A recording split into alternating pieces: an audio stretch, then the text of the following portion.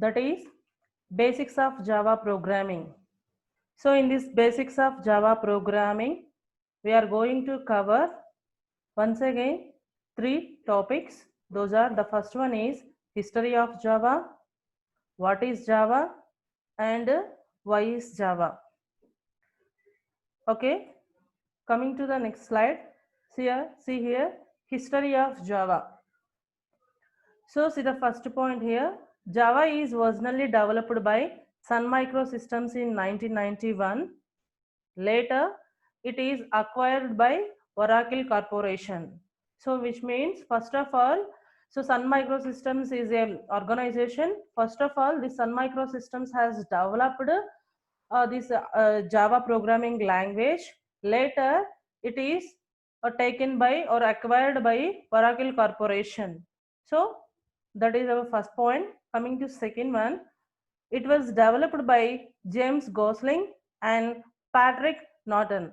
So which means actually these are the two developers who developed the Java. Not only these two members, these are the main members.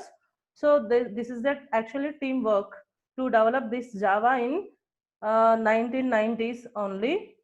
And whenever the Java is developed, in developing stage, the first name of Java is OAK. Okay, whenever they are ready to develop a language, so that language name is OAK. Later, the name is changed to the Java only. So why? Because actually, what is a Java here in the sense? Java is it's a one island name. Okay, Java is one island name. Actually, that island produces coffee beans. So the Java name came from, actually, while developing the OAK language, the developers, whoever the developers, James Gosling and the team is there now. So they were consumed a lot of coffee while developing that language. So that's why in memory of that coffee, they want to put one name to that particular language.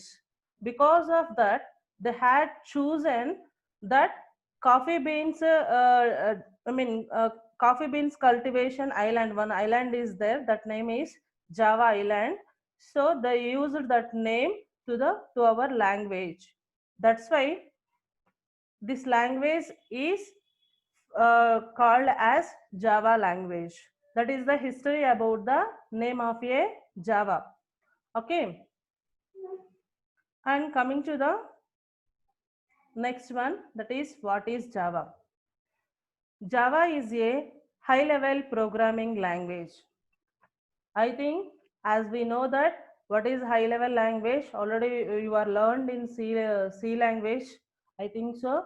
Once again, I want to give a definition for high-level programming language. Actually, this high-level programming language is a computer programming language. This language is more like human language, which means it is near to the human language, and it's a combination of alphabets, numbers, symbols. So this is called the high level language. Actually, the high level language programs programming languages are many. Already you know C, C++, Java, Python, so etc. These all languages are developed by using the high level programming language only.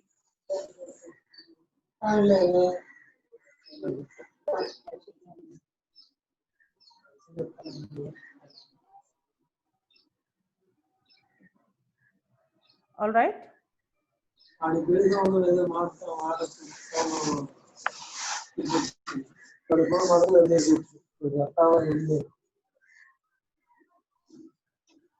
Hello.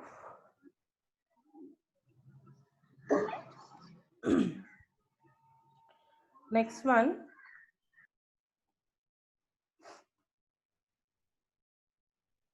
So why is Java? Actually, here there are different and many high level languages are there. Okay, so why we are using Java? Before developing the Java, we have three high level language programs are there. Those are basics and C and C++. So those three high level languages are available in market before develop the Java. So why the Java is developed, even though the three languages are available to develop a code or to develop some games or something in real time, whatever the software, electronic devices need programs, that total will be developed by using C and C++. So even though at that time, why they thought to develop this Java means, so those languages are platform dependent languages and Java is the platform independent language. Okay, so what is the platform dependent and what is the independent, and what is the difference between them? Actually, in olden days, not on olden days, nowadays also, if you want to develop a project or code by using C or C++, so that code or that technology is support only that particular equipment only. It's not possible to, okay, control or to use that same technology in another equipment, which means, for example, nowadays we are using the phones. Okay, so phones has different chargers, right?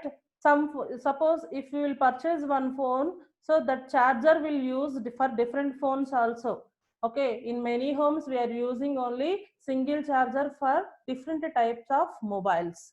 Okay, that is one type of technology. And coming to another, some phones, branded phones are, for example, iPhone. If you take the iPhone is the branded phone.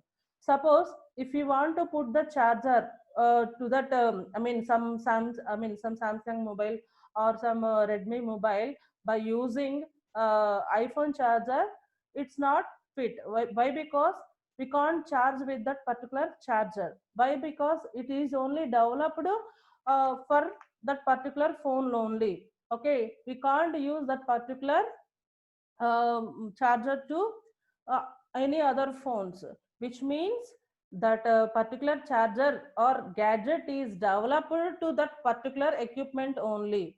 We can't use that particular charger to other devices. Okay, so like that, by using C or C++, we can develop a code. Okay, so that particular code is suitable for that particular type of equipments only.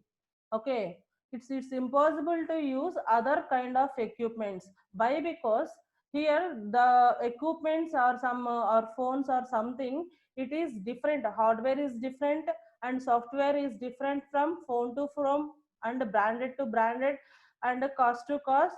Okay, we are having different kind of hardwares and some what electronic gadgets or something, all are different. So that programming technology is not suitable for all kind of phones. Okay, so that is the situation is called a platform dependent situation. Okay, that is the main drawback of a C or C++ languages. Okay, to overcome that platform independent problem, here that developers will develop this Java. Actually, how it will work, this Java, how it will work, why, how we will call it as platform independent in the sense, okay, in general cases,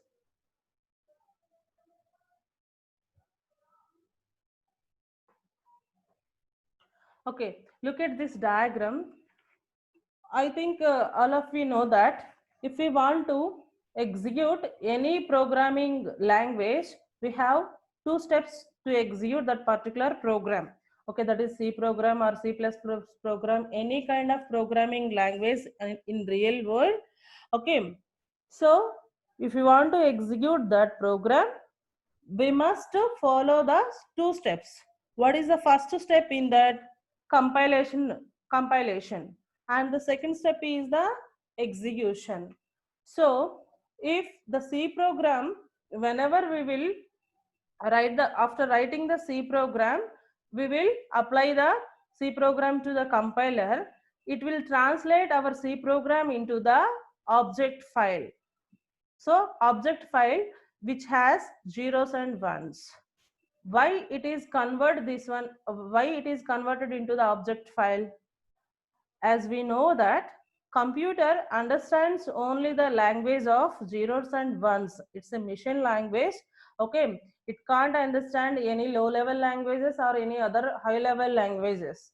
Okay, that's why every instruction will be converted in general cases also. Every instruction will be converted into the zeros and ones language only. Nowadays we are also interacting with the system, but we are interacting by using Telugu or English or Hindi, any other languages in front end, but in background the instructions or everything storing or everything is possible by using zeros and ones only. This is the binary language or mission language.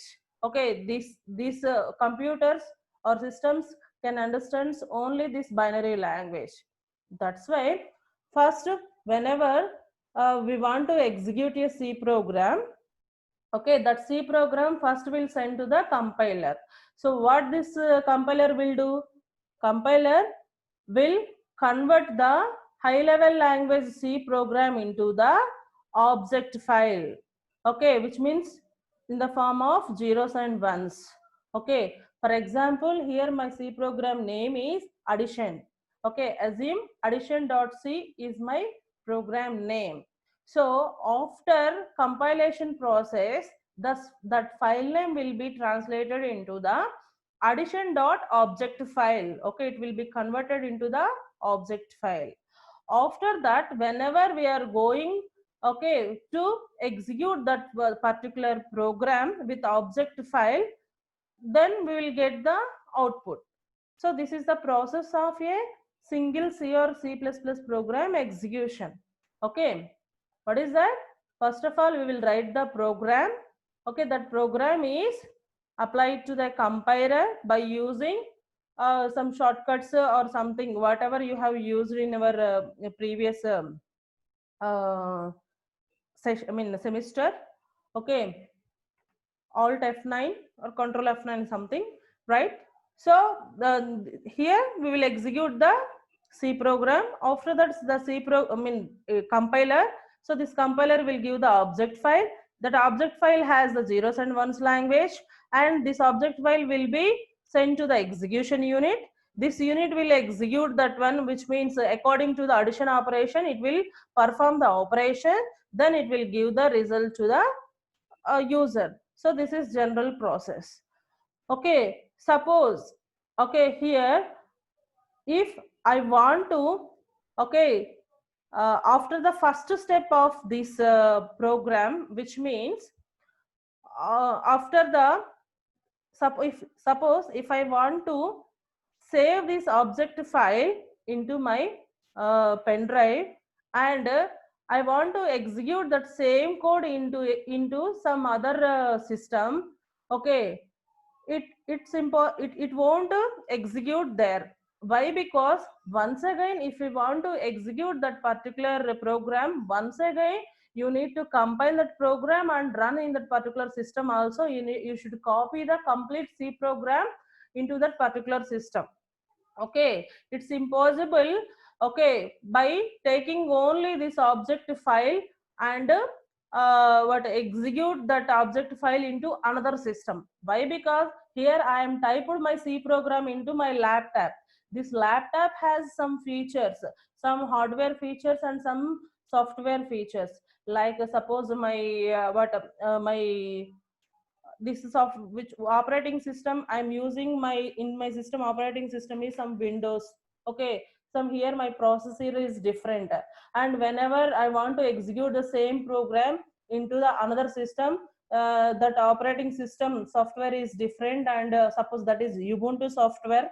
Okay, assume that is Ubuntu software, and that processor speed is also less or more than my laptop. So in that situations, that program won't execute in that particular system. Okay, so why? Because C language is a platform dependent.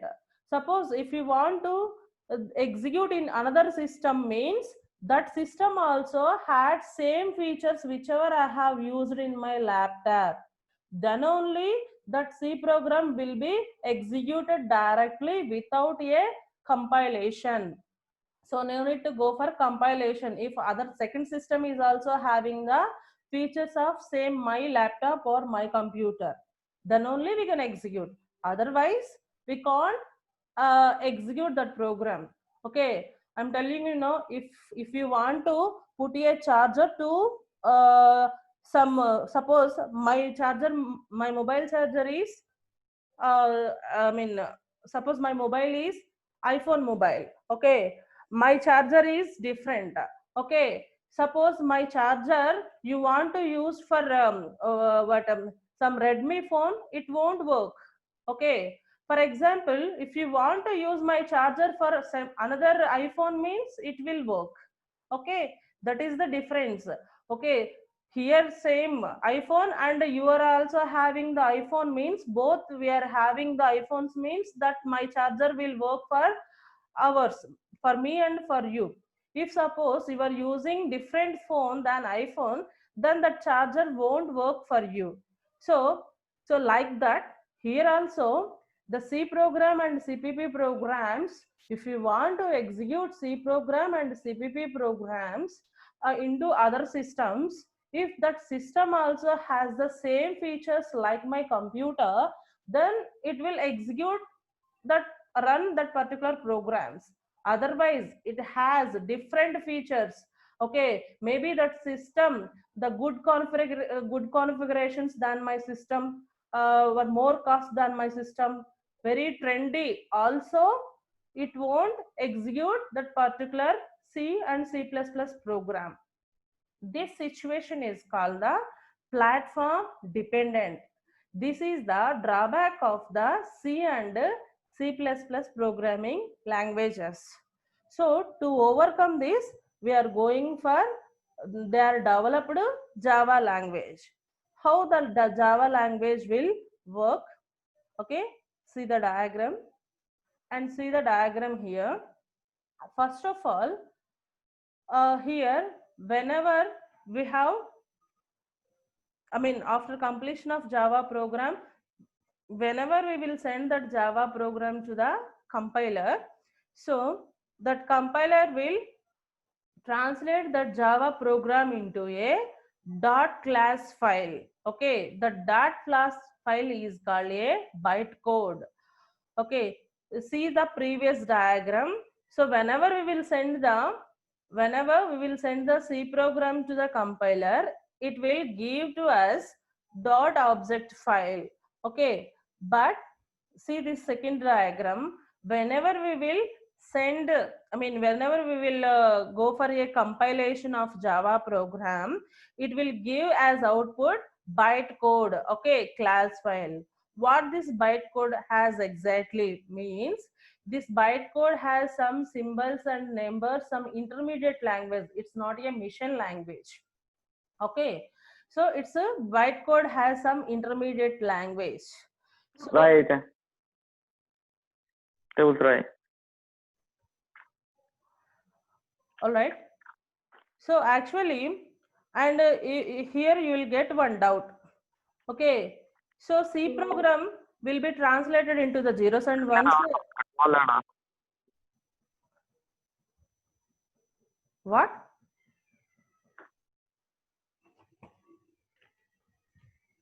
Here we will get one doubt here. What is that means? So every computer can understand zeros. Actually, the C program, I mean, after compilation of a C program, we will get object file. That object file has the zeros and ones language.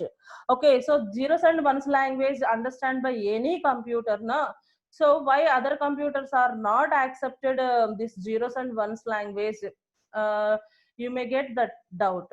Actually, some zeros and ones language is different for the based on a software and hardware. That zeros and ones language is also little difference is there.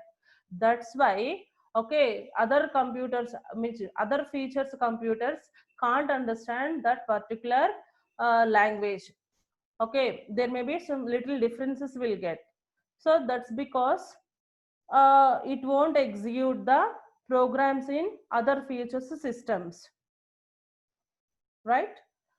So here, whenever we are going to execute a Java program, it will give the bytecode. Bytecode has some intermediate language. That intermediate language will understand by any JVM. Okay, JVM, Java Virtual Machine. This is a one unit. So this Java Virtual Machine is installed in our system. So automatically any Java program will be executed, okay, executed directly without going for again compilation. Okay, that's the concept of Java program. Okay, that's why we call it as Java program is a platform independent. Means once you compile the program, okay, in any system Java program, it will give some bytecode. You will copy this bytecode from one laptop, and you will go and execute in other system, any configuration system. You can execute directly that program, okay, and you will get the output without going for the compilation. So this is the concept of platform independent. But that any system should have the JVM, Java Virtual Machine unit, then only we can directly execute this program. Okay, so this is the concept of platform independent. All right, I'm going to stop the class now. So if you have any, thank you.